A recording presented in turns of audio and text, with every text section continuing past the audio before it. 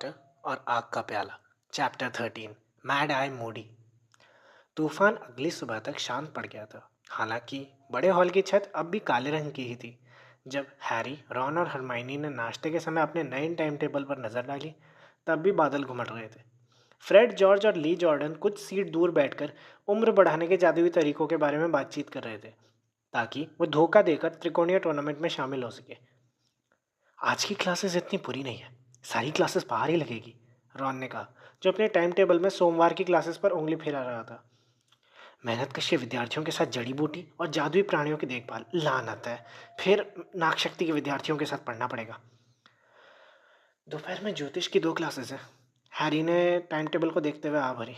जादुई काढ़े को छोड़ दें तो ज्योतिष उसका सबसे कम प्रिय विषय था। प्रोफेसर ट्रेलॉनी हमेशा हैरी की मृत्यु की भविष्यवाणियां करती रहती थी, जिससे वह चिढ़ जाता था। हर महीने ने टोस्ट पर बटर लगाते हुए कहा, तुम्हें भी मेरी तरह ज्योतिष छोड़ देना चाहिए था ना, तब तुम अंकों का जादुई महत्व जैसे अच्छे विषय पे पढ़ सकते थे। और मैं देख रहा हूँ कि तुम दोबारा खाने लगी हो, रॉन ने हरमाइनी को अपने बटर टोस्ट पर ढेर सारा जैम लगाते देखकर कहा। हरमाइनी ने नाक चढ़ाकर कहा, मैंने ये फैसला लिया कि घरेलू जिन्नों को उनके अधिकार दिलाने के लिए इससे भी अच्छे तरीके हैं। हाँ, सीधे बोलो ना, तुम्हें भूख लग रही है, रॉन उपहास भरी मुस्कुराहट के साथ बोला। तभी ऊपर से पंखों के फड़फड़ाने की आवाज़ आई। खुली खिड़कियों से 100 उल्लू उड़ते हुए अंदर आए। वो सुबह की डाक लेकर आए थे। हैरी ने ऊपर देखा, लेकिन भूरे और मटमैले रंग के उल्लुओं के बीच उसे अपनी सफ़ेद हेडविग कहीं नहीं दिखी। उल्लू टेबलों के चक्कर काटने लगे और उन लोगों की तलाश करने लगे जिनके नाम चिट्ठियाँ और पार्सल आए थे। एक बड़ा भूरा उल्लू उड़कर नेविल लॉन्गबॉटम के पास आया और उसने उसकी गोद में पार्सल टपका दिया। नेविल हमेशा कोई ना कोई सामान घर पर भूल आता था।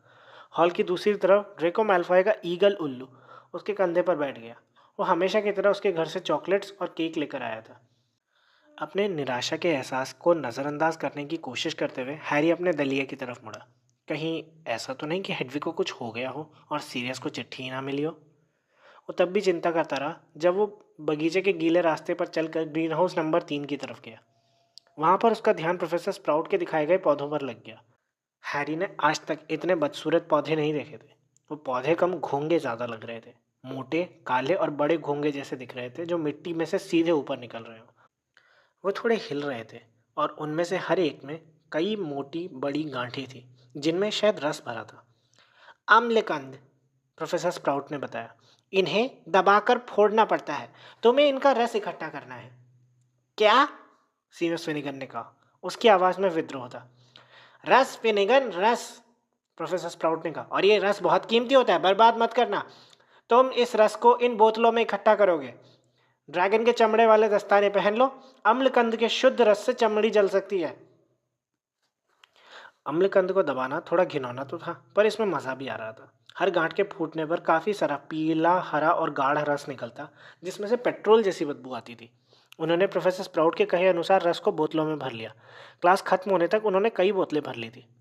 इससे मैडम पॉम्फ्री खुश हो जाएंगी, प्रोफेसर स्प्राउट बोली, जब उन्होंने आखिरी बोतल पर कॉर्क का ढक्कन लगाया। अम्लकंद का रस, यानी अम्ल रस, जिद्दी मुहासों के उपचार की बहुत अच्छी दवा है। इससे विद्यार्थियों को अपने मुहासों से छुटकारा पाने के लिए कोई खतरनाक काम नहीं करने पड़ेंगे, जैसा बेचारी एलोइस मिशन ने किया था, मेहनतकश हाउस की हैन्ना अबॉट धीरे से बोली। उसने अपने मुहासों को सांप से हटाने की कोशिश की थी। मूर्ख लड़की, प्रोफेसर स्प्राउट ने सिर हिलाते हुए कहा। लेकिन इस चक्कर में उसकी नाक एक तरफ हो गई। मैडम पॉम्फ्रे को उसकी नाक दोबारा सही करनी पड़ी थी। तभी भीगे मैदान के पार महल में एक तेज घंटी बजी, जो इस बात का संकेत थी कि पीरियड खत्म हो चुका है। क्लास 2 हिस्सों में बट गई। मेहनतकश के विद्यार्थी पत्थर की सीढ़ियां चढ़कर रूपांतरण की क्लास में जाने लगे और गरुड़ द्वार के विद्यार्थी दूसरी दिशा में। वो घास के ढलान भरे मैदान पर चलकर हैग्रिड के लकड़ी के केबिन की तरफ जा रहे थे, जो अंधेरे जंगल के किनारे पर बना था। हैग्रिड अपने केबिन के बाहर ही बैठा था और उसका एक हाथ उसके विशाल काले बोरहाउंड कुत्ते फैंग के पट्टे पर था। उसके पैरों के पास जमीन पर लकड़ी के कई बक्से खुले थे। फैंग कूं कूं कर रहा था और हैग्रिड की पकड़ से छूटने की कोशिश कर रहा था। स्पष्ट था कि वो बक्सों के अंदर की चीज़ों को ज़्यादा करीब से देखना चाहता था। जैसे ही बच्चे पास पहुंचे, उन्हें एक अजीब सी खड़खड़ आवाज़ सुनाई दी, जैसे छोटे मोटे धमाके हो रहे हैं। गुड मॉर्निंग, हैग्रिड ने हैरी, रॉन और हरमाइनी की तरफ देखकर मुस्कुराते हुए कहा, नाग शक्ति के विद्यार्थियों का इंतजार कर लेते हैं, वो इस सबक को चूकना नहीं चाहेंगे। विस्फोटक अग्निडंक। क्या? रॉन बोला। हैग्रिड ने बक्सों की तरफ इशारा किया। ऊ! लैवेंडर ब्राउन पीछे उछलते हुए चीखी। हैरी की राय में लैवेंडर का किया हुआ ऊ विस्फोटक अग्निडंक का सबसे अच्छा वर्णन था। वो बेडौल थे और बिना सिर वाले समुद्री झींगे की तरह दिख रहे थे। वो पीले और गंदे थे। उनके पैर अजीब जगहों से निकल रहे थे और उनके सिर तो नजर ही नहीं आ रहे थे। हर बक्से में 100 अग्निडंक थे जो लगभग 6 इंच लंबे थे। ये अजीब से प्राणी रेंग कर एक दूसरे पर चढ़ रहे थे और बक्सों के सिरों से टकरा रहे थे। उनके पास से सड़ी हुई मछली जैसी बदबू आ रही थी। कभी कभार किसी अग्निडंक के सिरे से चिंगारियां निकलती और वो धमाके की आवाज के साथ कुछ इंच आगे उछल जाता। अभी अभी पैदा हुए हैं, हैग्रिड ने गर्व से कहा, इसलिए तुम लोग इसे बचपन से पाल सकते हो। हम सोचते हैं इसका प्रोजेक्ट रख देते हैं। तभी एक ठंडी आवाज आई, और तुम्हें क्यों लगता है कि हम इन्हें पालना चाहेंगे? नागशक्ति के विद्यार्थी आ गए थे और ये बात ड्रेको मैल्फॉय ने कही थी। क्रैब और गोयल उसकी बात पर ही करने लगे।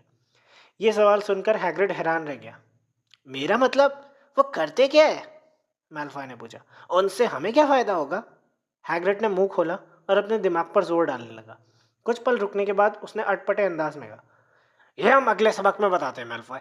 आज इन्हें बस खाना खिलाओ। देखो, तुम इन्हें अलग अलग चीज़ें खिलाना। इन्हें हम पहली बार पाल रहे हैं, इसलिए हमें हमें पता नहीं है कि वो क्या खाते हैं। हमारे पास अंडे, मेंढक के लिवर और थोड़े से घास वाले सांप है। हर चीज़ खिला के देखनी होगी। पहले अम्लकंद और अब ये, सीमस बोला। हैग्रिड के गहरे प्रेम के कारण ही हैरी, रॉन और हरमाइनी ने अपनी मुट्ठियों को मेंढक के लिवर से भरा और उसे बक्सों के में नीचे करके विस्फोटक अग्निडंकों को ललचाने की कोशिश की। हैरी को लग रहा था कि इस पूरी कवायद का कोई मतलब नहीं था, क्योंकि ऐसा लग रहा था जैसे उनका तो मुंह ही नहीं था। आउच! 10 मिनट बाद डीन थॉमस चीखा, इसने मुझे घायल कर दिया। हैग्रिड चिंतित होकर जल्दी से उसके पास पहुंचा। इसके सिरे पर विस्फोट हो गया, डीन गुस्से से बोला और उसने हैग्रिड को अपना जला हुआ हाथ दिखाया। हाँ, जब वो विस्फोट करते हैं तो ऐसा हो सकता है, हैग्रिड ने सिर झुकाते हुए कहा। लैवेंडर ब्राउन ने फिर कहा, हैग्रिड, इन पर ये नुकीली चीज क्या है? "आ, उनमें से कुछ के डंक है, हैग्रिड ने उत्साह से कहा। लैवेंडर ने तत्काल अपना हाथ बक्से से हटा लिया। हमें लगता है डंक वाले नर है। मादाओं के पेट में एक चूसने वाला शक्कर है। हमें लगता है कि वो उससे खून चूसती होगी। अच्छा, अब मैं समझा कि हम उन्हें क्यों पाल रहे हैं, मैल्फॉय ने व्यंग से कहा। भला ऐसे प्यारे जानवरों को कौन नहीं पालना चाहेगा, जो एक साथ जला भी सके, काट भी सके, डंक भी मार सके। वो सुंदर नहीं है, इसका ये मतलब नहीं कि वो काम की नहीं है, हरमाइनी ने उसकी बात काट दी। ड्रैगन का खून बहुत जादुई होता है, लेकिन कोई ड्रैगन को तो नहीं पालना चाहेगा, है ना? हैरी और रॉन हैग्रिड की तरफ देखकर मुस्कुराए, जो अपनी खिचड़ी दाढ़ी के पीछे धीरे धीरे मुस्कुरा रहा था। हैग्रिड ड्रैगन पालना चाहता था, ये हैरी, रॉन और हरमाइनी बहुत अच्छी तरह जानते थे। जब वो लोग फर्स्ट ईयर में थे, तब हैग्रिड ने एक ड्रैगन को कुछ समय तक पाला भी था। वो नॉर्वे का सीढ़ीदार ड्रैगन था जिसका नाम नॉर्बर्ट था। दरअसल हैग्रिड को दैत्याकार जानवर पसंद थे, जितने ज्यादा खूंखार उतने ही ज्यादा अच्छे। इनमें एक बात ही अच्छी है, कम से कम ये छोटे तो हैं, रॉन बोला, जब वो 1 घंटे बाद लंच करने के लिए महल की तरफ लौटने लगे। अभी छोटे हैं, हरमाइनी ने चिढ़कर कहा। लेकिन जब हैग्रिड को पता चल जाएगा कि वो खाते क्या है, मुझे उम्मीद है बहुत कम समय में वो 6 फीट लंबे हो सकते हैं। कोई फर्क नहीं पड़ेगा अगर उनसे समुद्री यात्रा में उल्टी आने का इलाज हो सकता है या और कोई फायदेमंद काम हो सकता होगा, है ना हरमाइनी? रॉन ने मुस्कुराकर उसकी तरफ चालाकी से देखा। तुम अच्छी तरह जानते हो मैंने ये सिर्फ बात मैल्फॉय का मुंह बंद रखने के लिए कही थी, हरमाइनी बोली।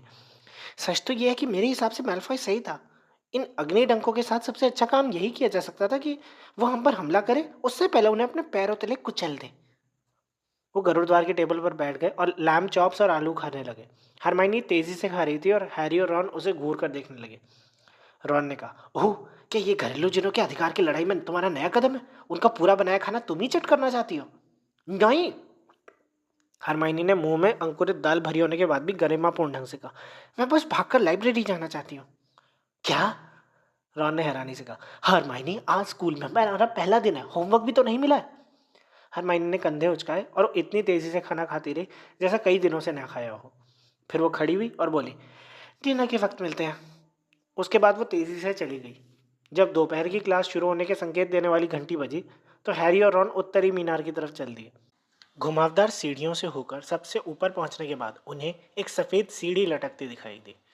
वो सीढ़ी में उन्हें छत में बने एक गोल चोर दरवाजे के अंदर ले गई। अब वो प्रोफेसर ट्रेलॉनी की क्लास में पहुंच गए थे।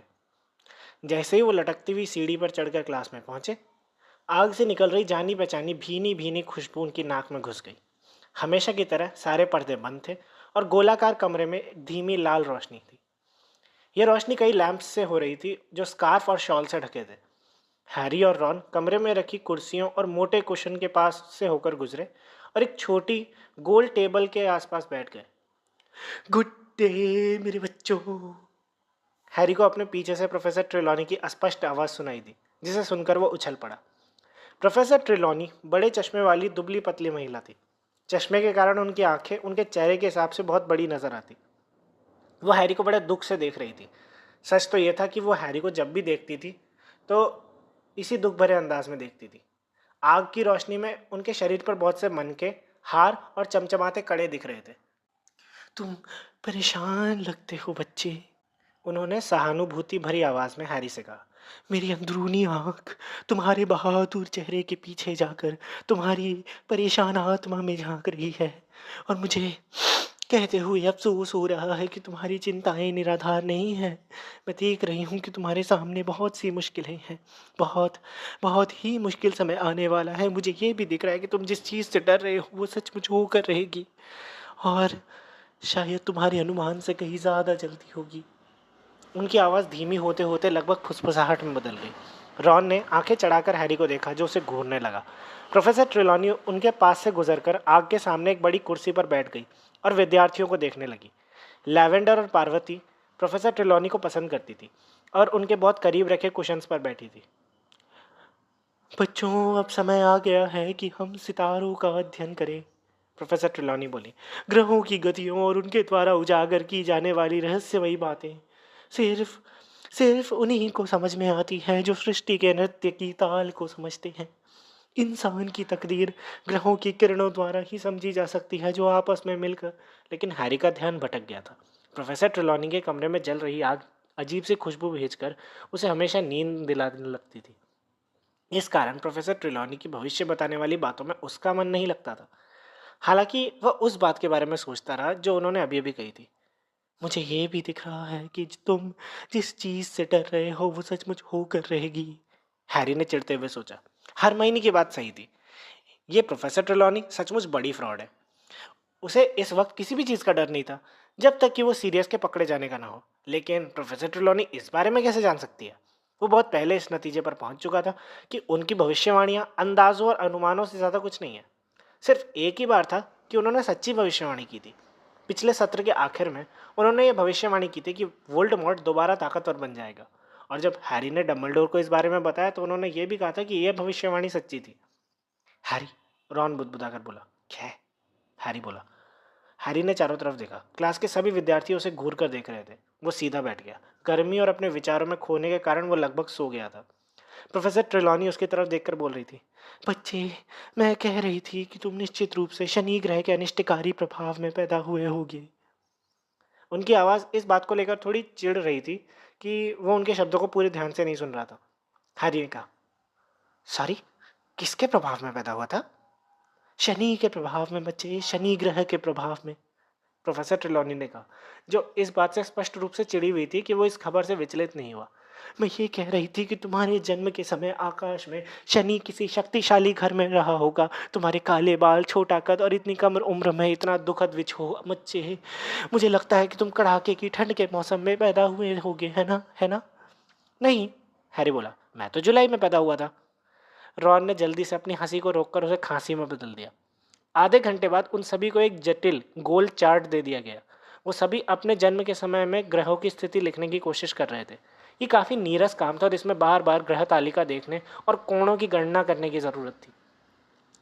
कुछ समय बाद हैरी ने त्योरियां चढ़ाकर अपने चर्मपत्र को देखते हुए कहा, मेरे चार्ट में 2 नेपच्यून है।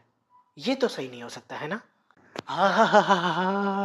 रॉन ने प्रोफेसर ट्रेलॉनी की रहस्यमय फुसफुसाहट की नकल करते हुए कहा, हैरी, जब आकाश में दो नेपच्यून दिखे तो ये इस बात की पक्की निशानी है कि गोल गोल चश्मे वाला एक नाटा भोंदू पैदा होने वाला है।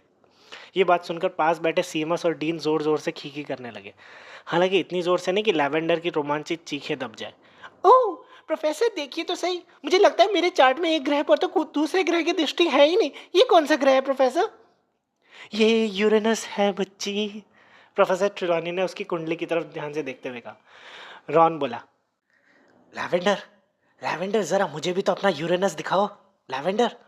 दुर्भाग्य से प्रोफेसर ट्रिलॉनी ने उसकी बात सुन ली और शायद इसी कारण उन्होंने उन सभी को क्लास के आखिर में बहुत सारा होमवर्क दे दिया।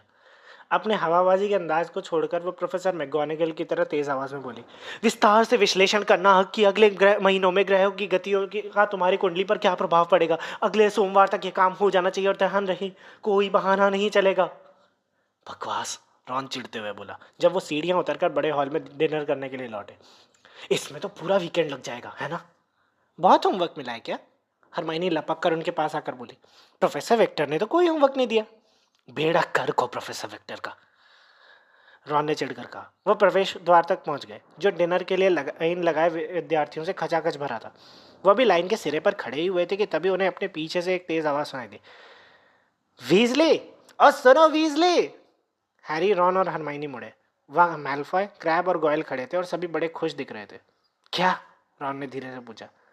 खबर छपी है वीजली तुम्हारे डैडी के बारे में, मैल्फॉय दैनिक जादूगर अखबार लहराते हुए जोर से बोला ताकि खचाखच भरे प्रवेश हॉल में मौजूद सभी विद्यार्थी बात सुन ले। सुनो तो सही। जादू मंत्रालय की गलतियां। विशेष संवाददाता रीटा स्कीटर के अनुसार ऐसा लगता है कि जादू मंत्रालय की परेशानियों का सिलसिला अभी खत्म नहीं हुआ है। हाल ही में हुए क्विडिच वर्ल्ड कप के दौरान मंत्रालय ने भीड़ को संभालने के लिए पुख्ता कदम नहीं उठाए थे, जिसके लिए काफी आलोचना हुई। इसके अलावा ये एक लापता जादूगरनी के बारे में भी कोई संतोषजनक जवाब नहीं दे पाए। कल रात मगलू वस्तु दुरुपयोग विभाग के आर्नोल्ड वीजनी की अजीब हरकतों के कारण मंत्रालय एक बार फिर परेशानी में पड़ गया। मैल्फॉय रुक गया और सिर उठाकर देखने लगा। देखो तो अखबार वालों ने तो इनका नाम भी गलत छापा वीजली। ऐसे लगता है तुम्हारे डैडी को तो कोई जानता ही नहीं है। नहीं जानता ना? प्रवेश हॉल में मौजूद सभी विद्यार्थी मैल्फॉय की बात सुनने लगे थे। मैल्फॉय ने झटके से अखबार सीधा किया और पढ़ने लगा। आर्नोल्ड वीजली, जिन पर 2 साल पहले उड़ती हुई कार के मालिक होने का आरोप लगा था, कल कई मगलू कानून रक्षक पुलिस से भिड़ गए। मामला बेहद आक्रामक कूड़ेदानों के बारे में था। ऐसा लग रहा था कि mister Weasley mad I Moody की मदद करने के लिए वहां गए थे। मूडी पूर्व औरत है जिन्हें मंत्रालय से उस समय निकाल दिया गया था जब वो हाथ मिलाने और चाकू मारने की कोशिश करने के बीच के फर्क को पहचानने में नाकामयाब हो गए थे। इसलिए इसमें आश्चर्य की कोई बात नहीं कि मिस्टर मूडी के घर पर पहुंचने के बाद मिस्टर वीजली ने देखा कि मूडी ने एक बार फिर खामखा तूफान मचा दिया था। मिस्टर वीजली को पुलिस वालों से बचने के पहले कई लोगों की याददाश्त बदलनी पड़ी, लेकिन जब दैनिक जादूगर ने पूछा कि उन्होंने मंत्रालय को इतनी शर्मनाक स्थिति में क्यों डाला, तो किसी भी सवाल का जवाब देने से साफ इनकार कर दिया। और एक तस्वीर भी छपी है वीजली। मैल्फॉय ने अखबार को पलटाकर और ऊपर उठाकर तस्वीर दिखाते हुए कहा, ये तुम्हारे मम्मी डैडी तुम्हारे घर के सामने खड़े ना, तुम इसे घर कहते हो, और ये तुम्हारी मम्मी इतनी मोटी क्यों है वीजली? रॉन गुस्से से कांपने लगा। सभी विद्यार्थी उसे घूर कर देख रहे थे। दफा हो जाओ मैल्फॉय, हैरी बोला। चलो रॉन। ओ हाँ, तुम भी तो गर्मी में इन्हीं के घर रुके थे ना पॉटर, मैल्फॉय ने व्यंग से कहा। मुझे बताओ, क्या इसकी मम्मी सचमुच इतनी मोटी है? तस्वीर में ही लगती है। अपनी के बारे में बताओ मैल्फॉय, हैरी ने कहा। उसने और हरमाइनी ने दोनों ने ही रॉन के दुशाले के पिछले हिस्से को पकड़ लिया कि वो मैल्फॉय पर छलांग न लगा दे। वो हमेशा ऐसा मुंह क्यों बना के रखती है जैसे उनकी नाक के नीचे गोबर रखा हो? क्या वो हमेशा ऐसी दिखती है या फिर तुम उनके साथ थे इसलिए नाक बंद करके घूम रही थी? मैल्फॉय का पीला चेहरा गुलाबी पड़ गया। मेरी मम्मी का अपमान करने की हिम्मत मत करना पॉटर। तो फिर अपना गंदा मुंह बंद रखो, हैरी ने मैल्फॉय की तरफ पीट करते हुए कहा। कई लोगों की चीख निकल गई। हैरी को ऐसा लगा जैसे कोई सफेद गर्म चीज उसके चेहरे को छूती हुई निकल गई। उसने छड़ी निकालने के लिए दुशाले में हाथ डाला, लेकिन वो छड़ी निकाल पाता इससे पहले ही एक और तेज आवाज सुनाई दी। प्रवेश हॉल में एक आवाज गूंजी, ऐसा अब करने की सोचना भी मत लड़के। हैरी ने पलट कर देखा। प्रोफेसर मूडी संगमरमर की सीढ़ियों से लंगड़ा कर उतर रहे थे। उनकी छड़ी निकली हुई थी और एक सफेद नेवले की तरफ तनी हुई थी जो फर्श पर कांप रहा था। ये नेवला ठीक उसी जगह पर था जहां मैल्फॉय खड़ा हुआ था। प्रवेश हॉल में दहशत भरी खामोशी छा गई। मूडी के अलावा कोई भी सांस तक नहीं ले रहा था। मूडी हैरी की तरफ देखने के लिए मुड़े। यानी उनकी सामान्य आंख हैरी को देख रही थी, जबकि दूसरी आंख उनके सिर के पिछले हिस्से की तरफ थी। तुम्हें चोट तो नहीं लगी बेटा? मूडी ने गुर्राते हुए हैरी से पूछा। उनकी आवाज़ धीमी और भर्राई हुई थी। नहीं, हैरी ने कहा। बाल बाल बच गया। उसे हाथ मत लगाना, मूडी चिल्लाए। हाथ मत लगाना? किसे? तुमसे नहीं, उससे कह रहा हूं। मूडी ने अपने पीछे क्रैब की तरफ इशारा करते हुए कहा, जो सफ़ेद नेवले को उठाने ही वाला था, पर अब रुक गया था। ऐसा लग रहा था जैसे मूडी की नकली आंख जादुई थी और सिर के पीछे भी देख सकती थी। मूडी लंगड़ाते हुए क्रैब, गॉयल और नेवले की तरफ बढ़े। मूडी को आते देखकर नेवले ने दहशत भरी चीख निकाली और तहखाने की तरफ भागने लगा। इतनी जल्दी भी नहीं, मूडी गरजे और दोबारा अपनी छड़ी नेवले की तरफ कर दी। नेवला हवा में 10 फुट ऊपर उछला और धम्म के साथ फर्श पर गिरा। फिर वो एक और बार उछला। मुझे वो लोग बिल्कुल पसंद नहीं जो अपने विरोधी पर पीठ पीछे वार करे, मूडी गरजे, जब नेवला दर्द से चीखते हुए ऊंचा और ऊंचा उछलता रहा। ये कायरता, घिनौना और घटिया काम है। नेवला हवा में उछलता रहा। उसके पैर और पूंछ हवा में फड़फड़ा रहे थे। दोबारा ऐसा करने की सोचना भी मत, मूडी ने एक एक शब्द चबाते हुए कहा, जब नेवला पत्थर के फर्श पर गिरकर बार बार ऊपर उछलता रहा। प्रोफेसर मूडी, एक सदमे भरी आवाज आई। प्रोफेसर मैकगोनागल हाथ में किताबें लेकर संगमरमर की सीढ़ियों से नीचे उतर रही थी। हेलो प्रोफेसर मैकगोनागल, मूडी ने शांत स्वर में कहा और नेवले को थोड़ा और ऊपर उछाल लिया। आप क्या कर रहे हैं? प्रोफेसर मैकगोनागल ने पूछा। उनकी आंखें हवा में उछलते गिरते नेवले पर टिकी थी।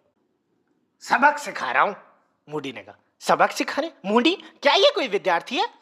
प्रोफेसर मैकगोनागल चीखी और उनके हाथ से किताबें गिर गई। हाँ, मूडी ने जवाब दिया। नहीं, प्रोफेसर मैकगोनागल चीखी। वो भागती हुई सीढ़ियां उतरी और उन्होंने छड़ी निकाल ली। एक पल बाद एक तेज आवाज के साथ ड्रेको मैल्फॉय दोबारा नजर आने लगा। वो फर्श पर पड़ा था। उसके सुनहरे बाल उसके गुलाबी हो चुके चेहरे पर बिखरे थे। वो घबराकर खड़ा हुआ। मूडी, हम सजा देने के लिए रूपांतरण का इस्तेमाल कभी नहीं करते हैं, प्रोफेसर मैकगोनागल ने कमजोर आवाज में कहा। निश्चित रूप से प्रोफेसर डम्बलडोर ने आपको यह तो बताया होगा। हो सकता है उन्होंने बताया हो, मूडी ने लापरवाही से ठुड्डी खुजाते हुए कहा, पर मुझे लगा सही तरह से सबक सिखाने का ही अच्छा तरीका होगा। मूडी, विद्यार्थियों की गलती पर हम सजा देते हैं या गलती करने वाले के हाउस के प्रमुख से शिकायत करते हैं? तब तो मैं ये काम भी करूंगा, मूडी ने मैल्फॉय को नापसंदगी से घूरते हुए कहा। दर्द और अपमान के कारण मैल्फॉय की पीली आंखों में आंसू आ गए थे। उसने मूडी की तरफ चिढ़कर देखा और बुदबुदाने लगा, जिसमें मेरे डैडी साफ सुनाई दे रहा था। ओह हाँ, मूडी ने धीरे से कुछ कदम आगे बढ़ते हुए कहा, जिससे हॉल में उनके लकड़ी के पैर की ठक ठक आवाज गूंजने लगी। तुम्हारे डैडी को बहुत पहले से जानता हूँ लड़के। जाओ, जो हुआ बता दो, और ये भी बता देना कि मूडी उनके बेटे पर करीबी नजर रख रहा है। अब तुम्हारे हाउस का प्रमुख स्नेप होगा ना, है ना? हाँ, मैल्फॉय ने चिढ़कर कहा। एक और पुराना दोस्त, मूडी कर रहा है। स्नेप से बातचीत करने के लिए तो मैं भी बेताब हूँ। चलो ले चलो मुझे उसके पास। वो मैल्फॉय की बाह पकड़कर उसे तहखाने की तरफ ले गए। प्रोफेसर मैकगोनागल ने चिंता से कुछ पल उनकी तरफ देखा, फिर उन्होंने अपनी गिरी हुई किताबों की तरफ छड़ी हिलाई, जिससे वो हवा में उड़कर दोबारा उनके हाथ में आ गई। मुझसे कुछ मत बोलना, रॉन ने धीरे से हैरी और हरमाइनी से कहा, जब वो कुछ देर बाद गरुड़ द्वार की टेबल पर बैठ गए। हर तरफ सभी विद्यार्थी रोमांचित होकर नेवले वाली घटना की बात कर रहे थे। क्यों? हरमाइनी ने हैरानी से कहा। क्योंकि मैं इस घटना को हमेशा अपनी याददाश्त में जमा लेना चाहता हूँ, रॉन ने आंखें बंद करके अपने चेहरे पर खुशी का भाव लाते हुए कहा। ड्रेको मैल्फॉय उछलता हुआ नेवला।